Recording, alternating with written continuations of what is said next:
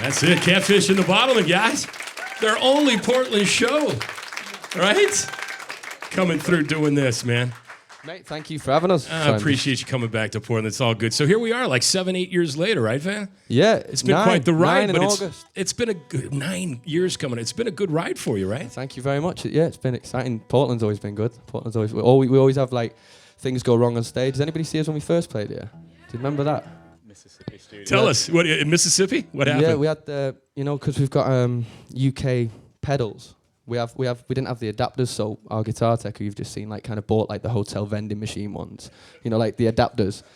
And when we were playing on stage, because there was so much like oomph on the stage, bouncing around and stuff, the plugs came out, while we were playing, all our monitors went off and we couldn't hear nothing. And that kind of thing always goes on in Portland, but it makes for, not always in Portland, but when we've played it, but it makes for a kind of 17-year-old version of us, like when you're bumping into each other on stage. Yeah, exactly. So it makes for those gigs that we come off and we're like, oh, that was quality. That was like being kids again, So tell me, did it start in a garage, man?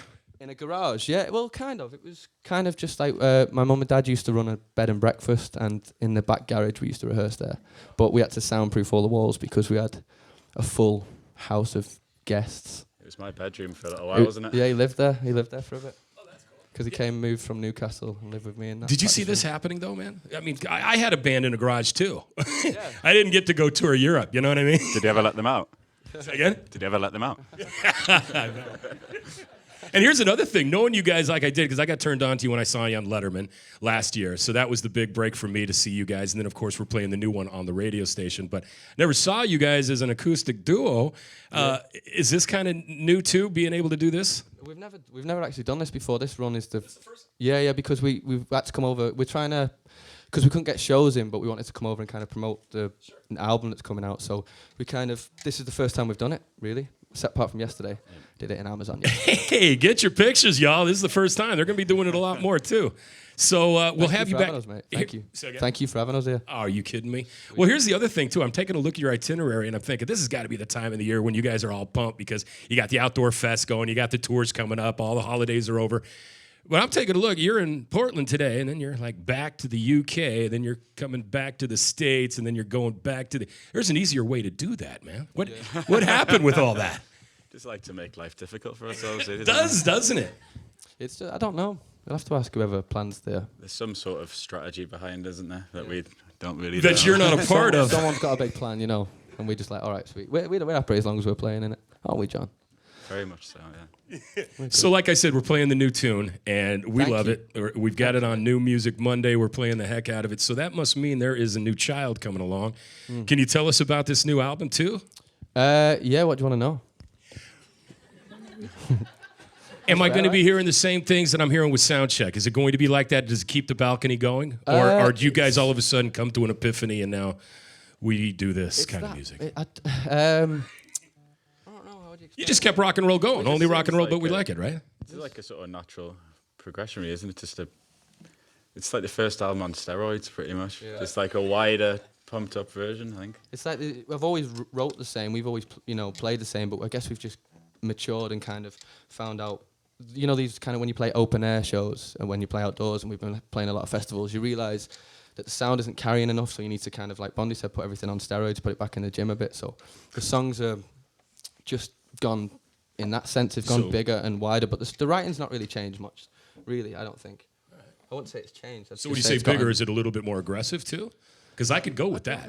A little more aggressive. There's songs on there that are well heavier. It's just, it sounds more aggressive no matter what, because you put it in your stereo, you turn it up, it's just got a bigger weight to it, the whole record, So, yeah, I'd say it's heavier, would you? I would. But that's the one you're playing now is quite like kind of right, upbeat and positive, but in the middle, it's got like a kind of end of the world guitar solo. End of the world guitar solo. Hey, and congratulations, too. I hear like last month you guys got the Brit Breakthrough Award. Yeah. So you've broken through, and now... After 9 years. Right. You're that decade-long overnight success. So now that you've broken through, man, what do you see? What is the world your oyster now? What happens with that if you're the breakthrough artist and you're already, you're blowing up over here in the States huge, and I know you're huge in Europe. What happens? I don't know. It's strange because it's just a perk to the job, stuff like that. Sure. We've always just based it on playing live, so selling tickets and all that kind of thing is what we're like sold a gig out here and we're buzz off that. It was a nice one to win though, because out of all the awards they have, that was the one that's voted for by the fans. The rest are like a panel of judges, so. And nice to know that like our label and management and stuff can't put a finger on it because we've not got as many people on the social medias as we have on the floor, you know, we're voting and stuff like that. Like all the people in our categories had like millions, and we're like we're toast here, you know.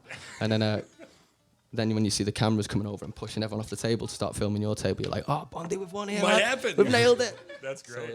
So a plaque comes with that, maybe a water bottle and a towel from the motel, maybe. Get the little. Yeah, we ended up with the dummy award, didn't we? Oh yeah. Because we left as soon as we got the award, thinking we're being like smart asses, and then get a text at the end of the night going, "Do you want to bring back the award to have it engraved and get your actual awards?" And we're like, "Oh." So we put the kind Well, there you go. I think the other one window was better. model. Yeah. We've got 5 now, so Larry's getting on. Yeah. Good on you guys. And once again, thanks for bringing your music here. And if rock and roll was what you needed to get the girls, man, good on you guys for doing that, because you guys blew up the Twitter sphere for us. Oh, yeah. Everybody talking about Catfish and the Bottlemen coming into the Skype Live studio today. Thank you very much. No, thank you for being you. We made all them accounts. Yes, you did. All right. Busy morning. Honestly, I watch these on YouTube. Like I watch Father John Misty do this. It was quality. I like him, and like I love these sessions. So thank you. Very cool. Father John? Yeah, he can his be lyrics, he can be he's different, man. He's different. I loved it. So once again, thank you very much for being here, guys. Catfish and the Bottlemen. Thank you. Thank you, guys.